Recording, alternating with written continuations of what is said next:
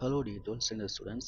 இந்த வீடியோவில் 12th கெமிஸ்ட்ரியில் உள்ள டாப் மோஸ்ட் 5 மார்க்ஸ் என்னென்ன அப்படிங்கிறத பார்க்க போகிறோம்.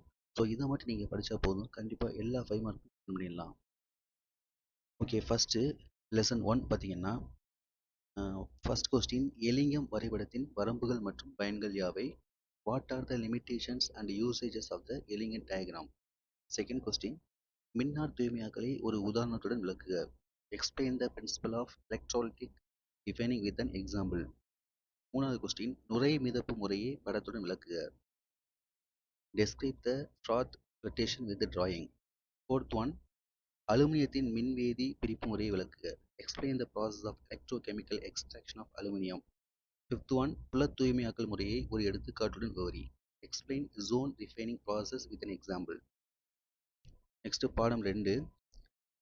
சிக்ஸ்த் கொஸ்டின் சிலிக்கோன்களின் வகைகள் மற்றும் பயன்களை தருக. Write the various types and usages of R2SiO. Seventh one டைஃபோரானின் வடிவமைப்பை தருக.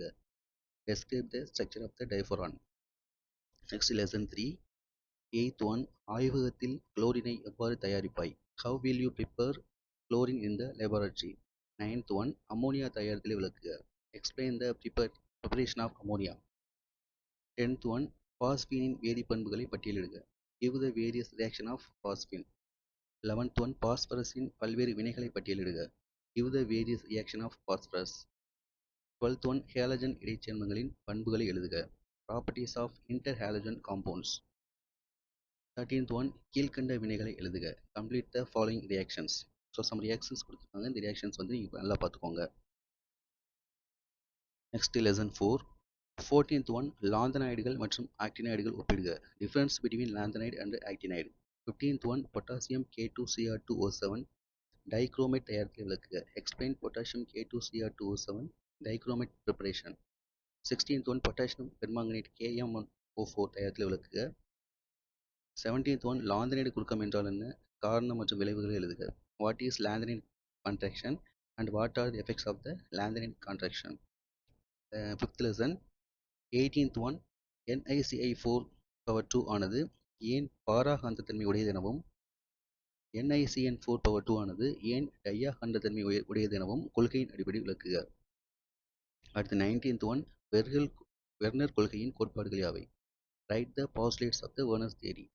20th ஒன் இணைதிறன் பிணைப்பு கொள்கையின் முக்கிய கருதுகோள்கள் யாவை? Write the list of valence bond theory. அடுத்து 6th lesson. Question number 21. 7 வகையான அலகு கூடுகளை சுருக்கமாக விளக்குக. Explain briefly 7 types of unit cells. 22. Frenkel குறைபாடு மற்றும் ஷாட்கி குறைபாடுகளை எழுதுக. Explain 3 ஃப்ரெங்கல் மற்றும் ஷாட்கி டிஃபெக்ட். 23. படிக திண்மங்களை படிக வடிவமற்ற திண்மங்களிலிருந்து வேறுபடுத்துக. Differentiate between crystalline solids and amorphous solids.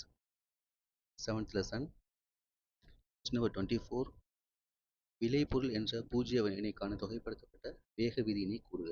Derive integrated rate law for a zero order reaction A product. 25. ஆர்கேனியஸ் சமன்பாட்டை எழுதி அதில் இடம்பெற்றுள்ளவற்றை விளக்குக. Write Arrhenius equation and explain the terms involved. 26. அடிப்படை வினைகள் என்றால் என்ன? ஒரு வினையின் வினைவகை மற்றும் மூலக்கூறு எண் ஆகியவற்றுக்கு இடையேயான வேறுபாடுகள் யாவை? What is an elementary reaction? Give the difference between order and molecularity of a reaction. அடுத்து பாடம் 8. இது வால்யூம் 2ல. Question number 27. ஆஸ்வால்ட் நீர்த்தல் விதிக்கான சமன்பாட்டை தருவி. Derive the expression for Ostwald dilution law. அடுத்து Question number 28. HCN இன் Ka மதிப்பு 10⁻⁻⁹ எனில் 0.4 m HCN கரைசலின் pH மதிப்பு என்ன?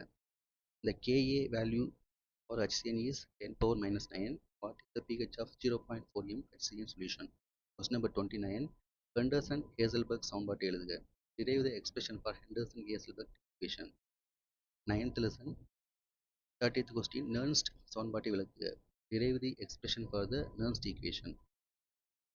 31. H2O2 எரிபொருள் மின்கலத்தின் செயற்பாடுகளை விளக்குக. Explain the function of the H2O2 fuel cell. அடுத்து 10th lesson. Question number 32. இயற்புற பரப்பு கவர்தல் மற்றும் வேதிப்புற பரப்பு கவர்தல் வேறுபடுத்துக. Differentiate physiorphission and hemisorphission. Question number 33. வினைவேக மாற்றம் மற்றும் பற்றிய பரப்பு கவர்தல் கொள்கையை விவரி. Describe the absorption theory of catalyst. 11th lesson பின் வருவனவற்றை இருந்து பீனாலை எவ்வாறு தயாரிப்பாய்? Chlorobenzene, isopropyl benzene.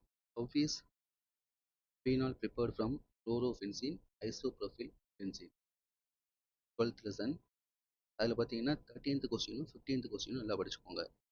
Next 13th lesson question number 36. ஓரிணைய, ஈரிணைய, மூவிணைய அமீன்களை வேறுபடுத்துக. How will you distinguish between the primary, secondary, tertiary alphabetic amines? Lesson 14. Question number 37. புரதங்களின் இயல்பிழத்தல் பற்றி குறிப்பு தருக. Write a note on denaturation of proteins. Question number 38. உயிரினங்களில் லிப்பிடுகளின் செயல்பாடுகள் யாவை? What are the functions of lipids in living organism? Question number 39. இது வந்து lesson 15. சோப்புகள் மற்றும் டிடர்ஜென்ட்களின் அழுக்கு நீக்கும் செயல்பாட்டினை விவரி. Explain the mechanism of cleaning actions of soaps and detergents. Okay students, so இந்த questions எல்லாத்தையுமே மொத்தமே வந்து 39 கொஸ்டின் தான் இருக்குது. ஸோ இந்த கொஸ்டின்ஸ் எல்லாத்தையுமே தரவாக நீங்கள் படிச்சுக்கிட்டீங்க கண்டிப்பாக கெமிஸ்ட்ரியில் 5 5 மார்க்குமே ஷுவராக நீங்கள் அட்டன் பண்ணிடலாம். ஸோ எல்லாமே வந்து நீங்கள் ஆல்ரெடி படிச்சிருப்பீங்க, ஃபுல் அண்ட் ஃபுல் ரிவைஸ் தான் பண்ண போகிறீங்க. ஸோ ஒவ்வொரு கொஸ்டினையும் நல்லா படித்து பார்த்துக்கோங்க. அந்த கெமிஸ்ட்ரியில் உள்ள ஈக்குவேஷன் எல்லாத்தையுமே வந்து எழுதி பார்த்துக்கோங்க. ஸோ இந்த 39 கொஸ்டினுமே இம்பார்ட்டன்ட் தான். இந்த 39 கொஸ்டினில் வந்து அதுலேயும் வெரி வெரி இம்பார்ட்டன்ஸ் கொஸ்டின்ஸ் என்னென்ன அப்படிங்கிறதையும் நான் உங்களுக்கு சொல்லிடுறேன். லெசன் 1ல் பார்த்தீங்கன்னா செகண்ட் கொஸ்டின் விண்ணார் தூய்மையாக்கல் அது படிச்சுக்கோங்க. அதான் இது இந்த 39 படிச்சுக்கிட்டு அதுக்கப்புறம் இதை வந்து நல்லா தரவாக படிச்சுக்கோங்க. Second question and then 5th question. அடுத்து லெசன் 2ல் பார்த்தீங்கன்னா 6th கொஸ்டின் சிலிக்கோன்களின் வகைகள் மற்றும் பயன்களை தருக. லெசன் 3ல் பார்த்தீங்கன்னா 8th கொஸ்டின் ஆய்வகத்தில் குளோரினை எவ்வாறு தயாரிப்பாய்? 9th ஒன் அம்மோனியா தயாரித்தலை விளக்குக. அடுத்து லெசன் 4ல் பார்த்தீங்கன்னா லாந்தனைடு மற்றும் ஆக்னைடு ஒப்பிடுக. அதுக்கடுத்து 17th கொஸ்டின் லாந்தனைடு குறுக்கம் என்றால் என்ன? காரணம் மற்றும் விளைவுகளை எழுதுக. அடுத்து 5th லெசனில் பார்த்தீங்கன்னா பெர்னர் கொள்கையின் கோட்பாடுகள் யாவை? அடுத்து இணையதள பிணைப்பு கொள்கையின் முக்கிய கருதுகோள்கள் யாவை? அடுத்து 6th லெசனில் பார்த்தீங்கன்னா 22வது கொஸ்டின் ஃப்ரெங்கல் குறைபாடு மற்றும் ஷாட்கி குறைபாடுகளை எழுதுக. அதுக்கடுத்து 8th லெசனில் பார்த்தீங்கன்னா ஹெண்டர்சன் ஹேசல்பர்க் சமன்பாட்டை எழுதுக. 9th லெசனில் நர்ன்ஸ் சமன்பாட்டை விளக்குக. அடுத்து 10th லெசனில் வினைவேகம் மாற்றம் பற்றிய பரப்பு கவர்தல் கொள்கையை விவரி. 13th லெசனில் ஓரிணைய, ஈரிணைய, மூவிணைய அமீன்களை வேறுபடுத்துக. அடுத்து லாஸ்ட்டாக 15th லெசனில் சோப்புகள் மற்றும் டிடர்ஜென்ட்களின் அழுக்கு நீக்கும் செயல்பாட்டினை விவரி. ஸோ இது எல்லாத்தையும் வந்து லாஸ்ட்டில் வந்து நல்லா ரிவைஸ் பண்ணிக்கோங்க.